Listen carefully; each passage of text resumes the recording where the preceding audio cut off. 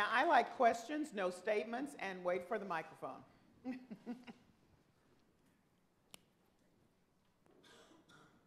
Good morning. I want to thank you, Tony, for inviting me as a diversity inclusion educator myself. So I love this Embrace Race. I have a question, and I actually have a solution. Okay. My question is this. Albert Einstein has a great quote that says, if you want to solve a problem, it says, you cannot solve a problem with the same consciousness that created it. You must stand on a higher ground. So I would like your thought about that question. Do we have to focus on our consciousness? Then in terms of a solution, I invite all of us to check out World Unity Inc. because we have a song that can help all of us embrace diversity. The song was performed at the United Nations by children. So if you go to worldunityinc.org and the Facebook page, you will see 429 children singing this amazing song, and they're even doing it in sign language. So again, I would like your thoughts about this quote by Einstein. Well, thank you for your question. Certainly, I believe we need to bring ourselves to a higher consciousness. And I do what I do, hoping to have some avenues to do that for folks. Because the ways we typically talk about race issues and other issues are you for or against? And so I do think storytelling is a way to get at those issues with a higher level of consciousness. Thank you. Mm-hmm. Next. Up here in the front. Hi, my name is Tina. I would love to know what that song was that was just referred to. There are a lot of references to things I was trying to write down. I didn't catch them all, but I've learned in the diversity dialogues here about hidden bias and about the problem with color blindness, which has helped me to understand things that I didn't know, to learn things I didn't know before. And you mentioned a couple terms. I think it was something about transparency and normalcy. Could you say what those terms were again? So white transparency is the idea that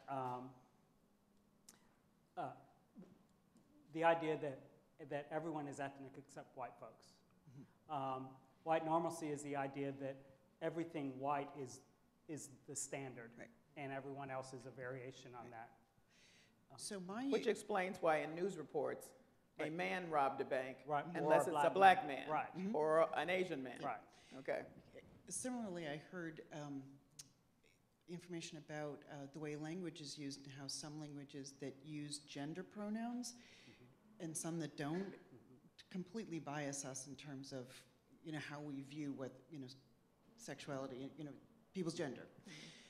So my question is that I didn't know what I didn't know until I started coming to these diversity dialogues and hearing stories from people who had experiences different than mine. I didn't even know there was something to even know about. Right. So that's been very, very eye-opening for me, and I've now tried to really expose myself and find out more about other people's experiences, definitely along issues of race, because I know there's a lot I don't know and to learn, but other things too, religion and such, and gender, and the many things that make us different but bring so much to the table. My question, and you were just sort of beginning to address this, is I want to have those conversations, and it's how to have them, and some examples were just given, but it's tripping over the language even, and I've asked people of color what they want to be called. Do you want to, somebody with darker skin, do you want to be called African American? And some people are like, yes. Some people say black. Some people are like, I'm Indian American. Just so many different things. So how to have that conversation? Like, I want to initiate it. I have a grandchild. I want to get over this color blindness thing. I want to talk about race. I want to identify it. But I want to move this forward in a positive way and trying to understand how to do that with, my grandchildren, but also with people who are different from me, and how to do it in a way that's not going to come across as, here's that token conversation. All right. I want you to have time to answer. Oh, okay. Lost my train of thought.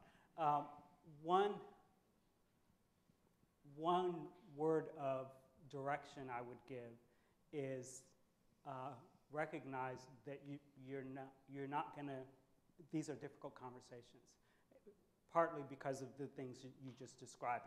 I don't even know what this person wants to be called, and so that's why we don't have the conversations, because they're difficult, because we don't know that, and it's just being courageous enough to enter into it. Maybe to ask that question, what do you want to be called? You'll notice that almost exclusively in my talk, I use black and white. It's really because it's easy for what I'm talking about here. I refer to myself as African American sometimes, black sometimes, probably black more than anything because it's my generation. But I think what you're talking about is some of the factors that keep us from entering into these conversations. Recognize that you're not going to say everything right, and recognize that you really, if you're serious about this, you're going to do more listening than talking anyway. So that's what I would say. Here's a hand over here.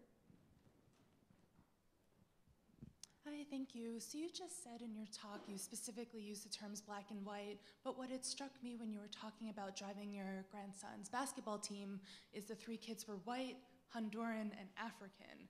So you have Right. a race, a color, you have a country, and you have a whole continent. Right. And I'm curious if that was deliberate or why that was chosen, or the larger question is, how do we talk about people? And these words are so important, and that it struck me because it really did stick out as just three different, very different ways to describe these boys that are on the same team. You're right. You caught me.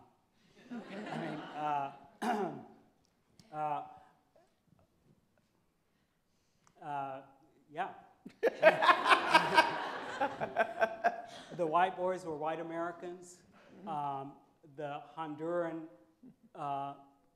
boy is, I was trying to be specific because I just learned that he was Honduran.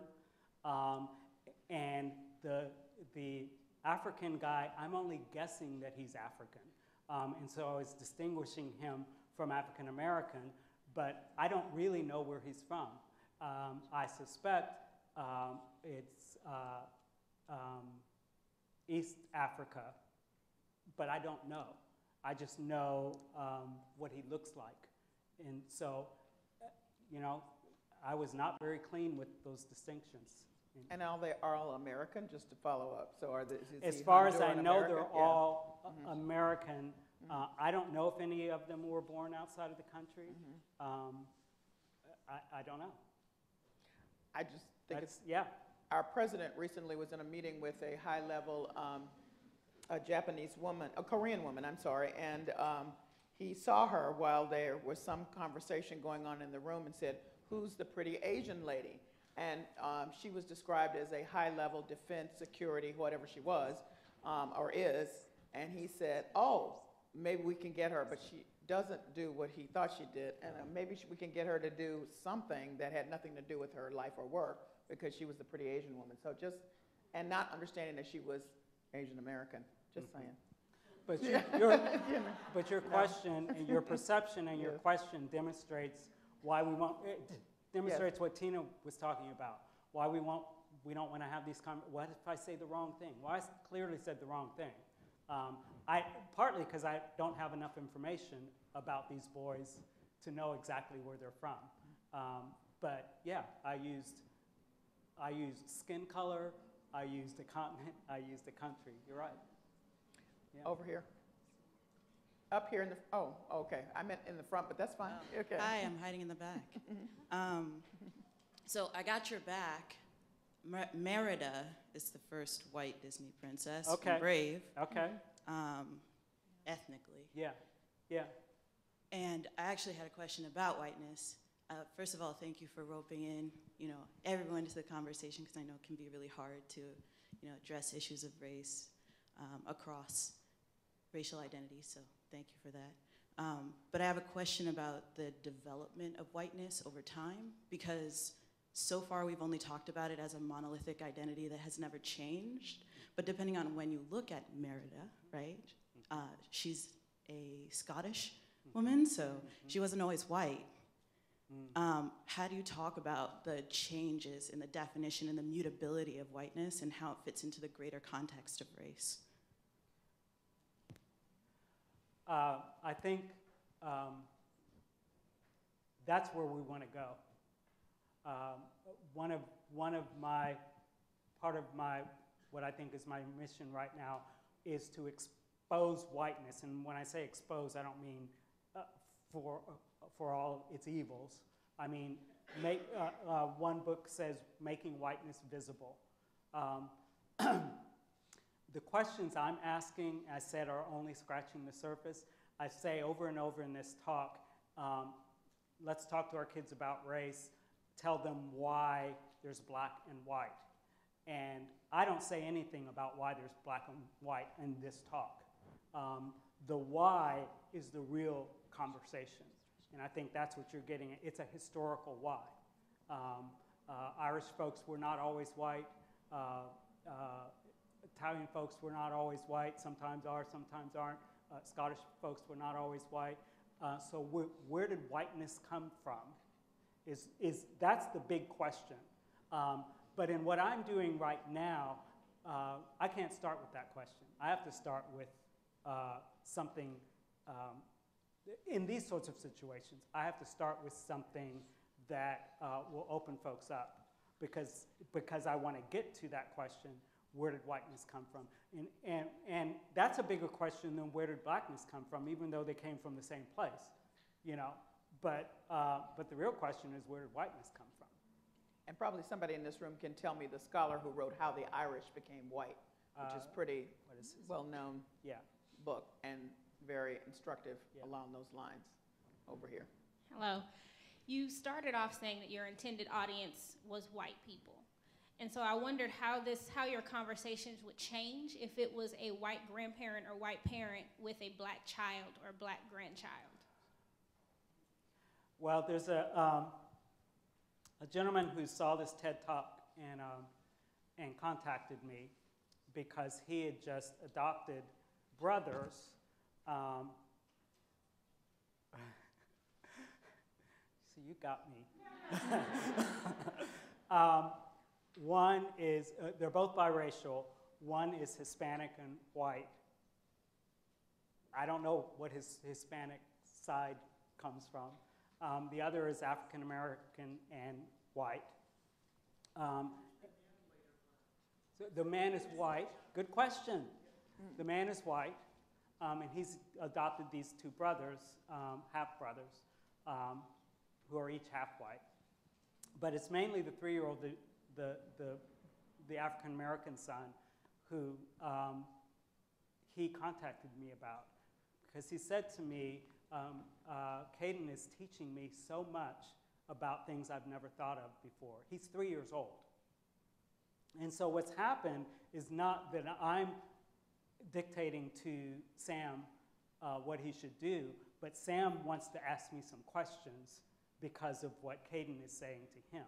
And Caden is very aware that he's the only African American in his family, and mostly in the world around him. But he said his dad said to, Sam said he said to Caden one day, around some racial issue, he said, I'm sorry, Caden, I just don't, I don't really know how to answer that question. And Caden said, that's okay, Daddy, I'll teach you. So it would be, I threw this talk out there. I didn't say only white people watch it. But I think the message for the segment of white folks that I envisioned is different from the rest of society, only because the rest of us have some place to grip to start those conversations. But to go deeper in those conversations, this question about where whiteness came from, where blackness came from, especially those ethnicities, I think those are questions for all of us. I think that's something for all of us to explore. Yeah. I would add this. There's a brand new book. I cannot pronounce the author's name. I'm so sorry. So it's called So You Want to Talk About Race. I heard her interviewed on The Takeaway yesterday, and she referred to her mom as saying she raised black kids, but she did not know how to be black, which is the distinction that she made. But she had great, obviously, love and fondness for her mom. But anyway, here's a new book. It's all about talking about race. People are interested. Over here. Hi, my name's Chris. Thank you very much for being here and for this discussion. My husband's West African, and we have 2 children together. When my son was maybe 3 or 4, he wanted to play good guys, bad guys, and he said, you know, Daddy, you be the bad guy. And I questioned him on that, and he said it was because he was black. And I just want to challenge a little bit the Elsa thing, because I also have a friend who's black, and her husband is black, and she experienced something similar with her son. And so I think even though things are changing and getting better, even at such a young age where our kids didn't watch that much TV, they were influenced by the media and things around them, and it's an opportunity to press a little more and have those conversations. For me, my question is, in a practical way, in this work setting, how to address some of the issues that come up. For example, we mentor year-up students, so something that I've heard along the way, some of these kids, I would say, speak a different dialect of English, if you want to put it that way. And we're mentoring them and we're coaching them to be in the workplace. And so I've heard them be advised, or in a loving, trying to coaching way, to change the way that they talk. And I just would like you to address that, please. I don't have an answer. I actually have taught mostly adult students.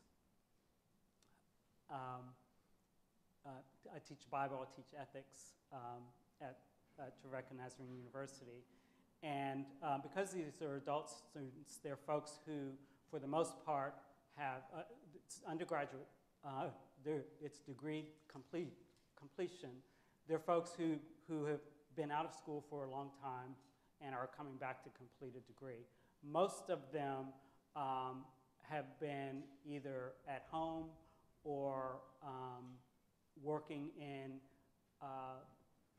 not executive level jobs. And I have to grade their papers. And part of my background is in editing.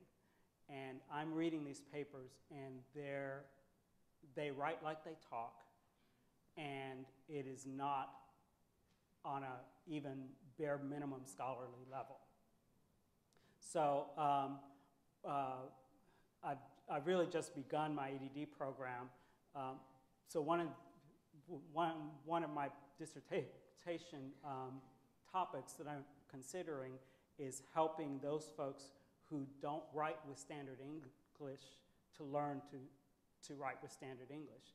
But it's only about in this case, it's only about their writing, because the folks I'm talking about are from a variety of ethnicities, mainly rural or urban. And so it's the same phenomenon, even though culturally they're coming from different different places. And so I'm able to address those issues as an instructor grading papers in a way that has nothing to do with their ethnicity. It has everything to do with what is considered scholarly writing. A theory I have is that if you learn to write, then you learn to talk at the level that is acceptable in the profession you want to be in. But I'm well aware that these are all sticky issues because are we saying suppress your upbringing, suppress your language that is fully communicable, but in professions that have decided this is the kind of language you have to have. So I don't have any real answers other than I recognize that's a significant issue, and maybe there's little pieces like the writing piece where we can say that this is acceptable scholarly writing and this is not.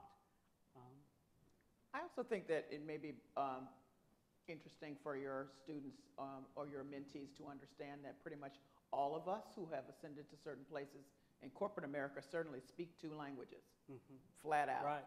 And I know when to speak the other one and when not. Right. And it's bilingual. And so that's just an understanding that they have to know. And over here in this setting, this is one way. Over here in this setting, it's another way. Because you're just not going to take that part of me, that Black Santa part away from me. You're just not going to. And this is how I preserve it. I think about the former president, President Obama. Exactly. And if you watch his speeches and you see him speaking in predominantly Black settings, he talks differently. And I don't think it's intentional. I think it's natural. It's automatic. In fact, he's from Hawaii. I'm from Hawaii. We went to high school together. Oh, no brag. Go ahead. But when I go back to Hawaii, I mean, it's been years now, but when I go back to Hawaii and people are talking pidgin English, I automatically start talking pidgin English. It's just natural. And he's a great example of how that just happens naturally in his setting. He's not putting on anything. It just happens automatically for him. Same thing for me when I go south. Yes. Because, Miss Betty, how you doing? Fine, and you? Well, that's helpful Absolutely, to that's me my that conversation. you say Yeah. 2 languages, because when Yeah. I hear things like that, that's just helpful for me because I want to be able to validate the kids and not have them feel like somebody's trying to change them, and that's not going to be addressed at all. Well, that's why I think that it's important to have somebody that looks like them to say that, to understand that there's another world. Just a little story about President Obama from a friend of mine when in his first term, I'm sure he did it more than this, policymaker was working with him about some economic thing and texted him and said, what do you think about, I think so-and-so and so-and-so, and his answer was, they were both Black, he's Black, of course you know, and the other person was too, and he wrote back, true dat. And she was like, oh my God, this is the president, true dat. She saved it. We have time for one more question. Over There's a here. hand up in the front. Oh, there's Oh, one in the there's a back. hand. Two more questions. Okay. There's one in the hand in the Yes. front. Thank you for bringing up this discussion. I agree with you that people don't want to be racist, but how they behave today is very hard to get rid of that influence. So suppose if we have magic that the racist problem is solved with a blink of eye, how would you describe the society, and how would you describe a person who isn't racist, and how would he behave in that society? Thank you. Very good question. I kind of hint at this towards the end of that talk. The vision I have is a place where race is not erased, but race is embraced. I know that, It's where your ethnicity matters, and only as a gift to the rest of us. I lived in Hawaii for 7 years, graduated from high school there. You know, folks in Hawaii don't have everything right, but they've had to deal with multiple races and multiple cultures, multiple ethnicities in one place for a long time. And the thing about Hawaii is everybody is proud of who they are. Whether they're one ethnicity as we define them, or a mix of a bunch of them as we define them. The whole idea is, I'm proud of me, and I love you for who you are. And it's not that your ethnicity doesn't matter. It absolutely matters. It absolutely matters in how we interact with each other and how you are as a person. But so for me, that magical place would be more of that. Now, are there racial tensions in Hawaii? Of course. So in that magical place, there wouldn't be racial tensions. There would only be racial harmony. We're never going to get there, but we can get closer to there. Up here, last one. Thank you for being here. My name is Katie. I really appreciate you for sharing your personal story and for encouraging us to do the same. And it strikes me, because we are at a school, where do you think this technique or this approach of sharing personal stories ought to be built into elementary school curriculum or high school curriculum, or even here within higher education? I think a lot of elementary schools are, and I'm speaking for my area in Nashville. Damon, Chelsea, Zoe, Elliot, and Autumn all go to multi-ethnic schools. Elliot and Autumn go to a charter school where they are very explicit about different ethnicities, who's there, what we can learn from one another, that sort of thing. The other three go to schools where it's not explicitly, that I know of, addressed, but they, Chelsea and Zoe go to a school that is 80% Mexican. And they're two little blonde white girls. So there's a lot of Spanish immersion, Hispanic immersion there for them. So those issues get addressed ethnically in that situation, just to have the school run. George Yancey has a book called Neither Jew Nor Gentile, and Yancey's a sociologist who deals with some of these issues. But he studied Protestant universities. So, Christian universities, non-Catholic Christian universities. And he wanted to know what are the best practices to help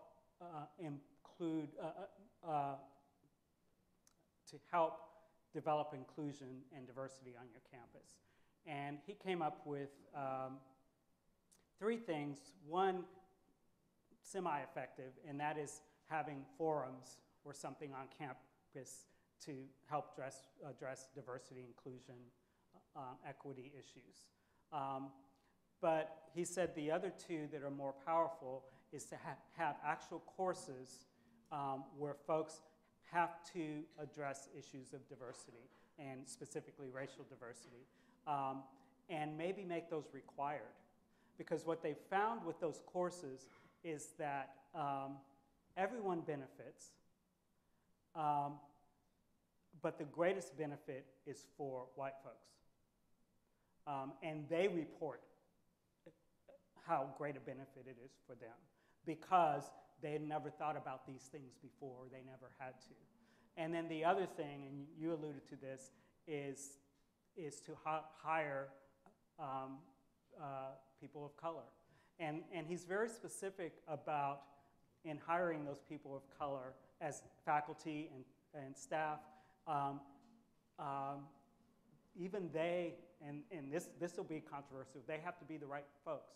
Because if they're coming and they're teaching these courses and they're sort of antagonistic or belligerent, then that's not going to help the situation. So they have to be people willing to facilitate a peaceful but maybe contentious situation. So does that help? Thank you. Thank you, Tony Peterson.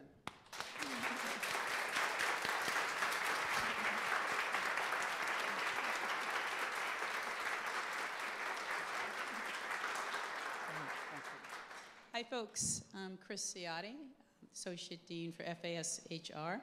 And I was just actually going to give my thanks for Anthony for sharing his story with us today, and for Callie and Anthony for really engaging in one of the most candid and I think explorative about hard things kind of conversations that we've had in one of these dialogues. So I think that's worth another round of applause. Thank you very much.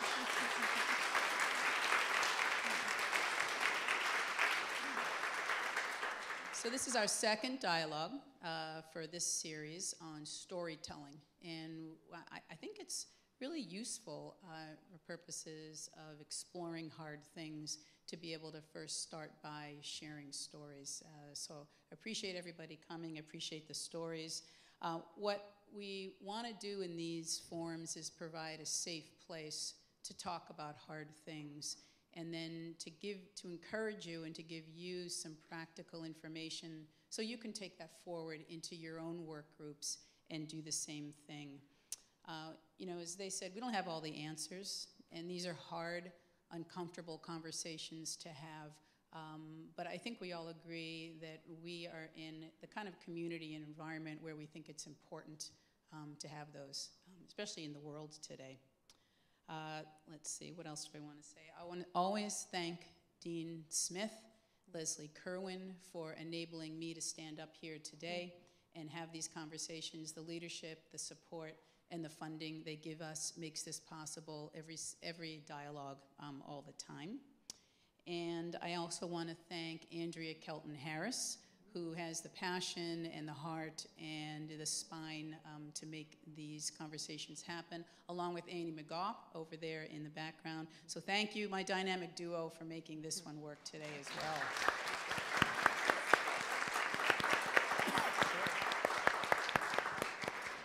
Please give me the opportunity to do this. I've been wanting to do this for a long time. Dilly dilly!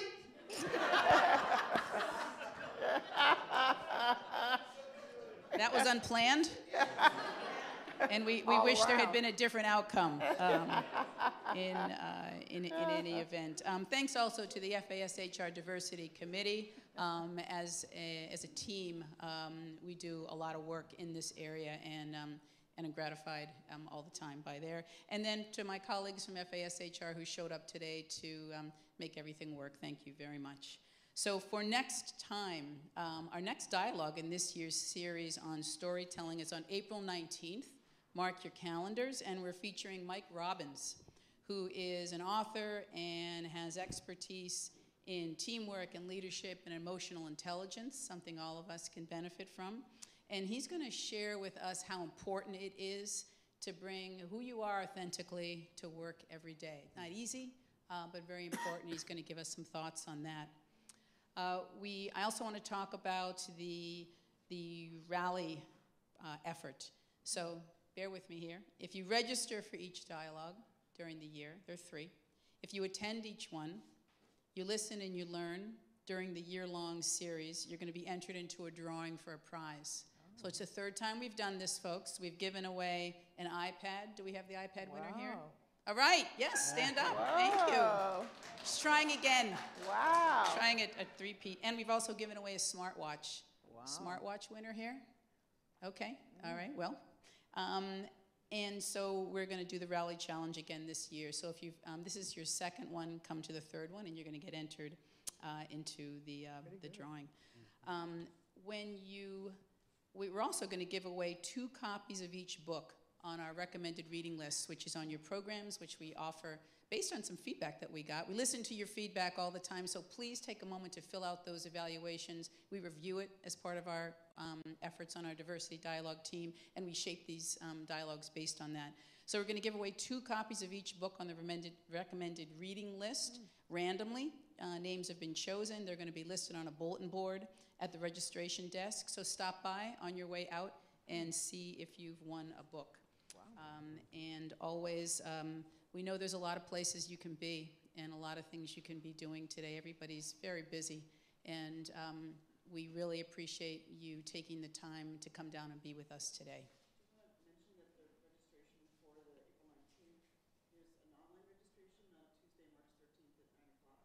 There you go. Tuesday, March 13th at 9 o'clock, online registration for the next dialogue.